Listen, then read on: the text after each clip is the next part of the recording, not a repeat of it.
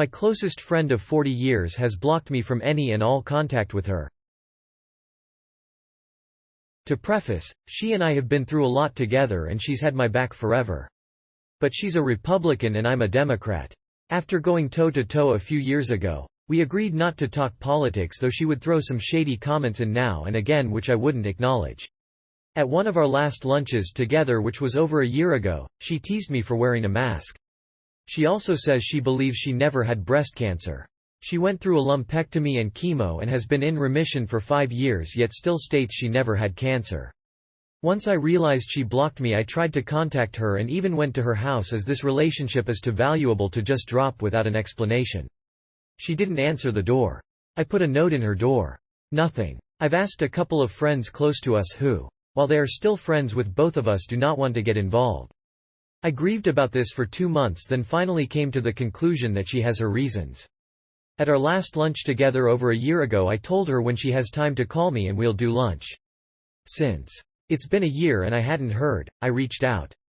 Nothing. I am still hurt and confused and honestly a bit worried about her. Has this happened to anyone else? Denying that she had cancer is pretty serious stuff. People do develop mental illnesses. You've done your best to contact her. You can just mourn the loss and move on. I am so sorry that this has happened to you.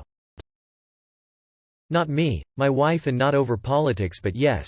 A longtime friend of my wife stops talking to her because I didn't let him take advantage of us. He basically tried to con my wife into buying a $10,000 car that needed a ton of repairs. I told him I was going to take it to a mechanic, and when I did and the mechanic recommended not buying it, he got all sorts of defensive and just stopped talking to her. Took her a good year to get over it. I supported her and kept telling her he's the one who tried to cheat us. You asterisk should be upset, not him. But it still took a long time to get over the loss of friendship. If you think of it this way, would you still be friends with them if you met them for the first time today? If people change especially this drastically, you are under no obligation to keep them as friends. You have the right to re-evaluate your relationship. No man ever steps in the same river twice, for it is not the same river and he is not the same man.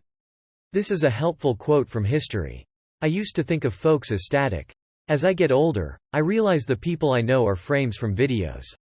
The scene changes slowly, so frames near one another look similar. A few years can change everything. The sad fact is, you can't expect anyone to be anything after a time. Your comment is a sensible way to see relationships.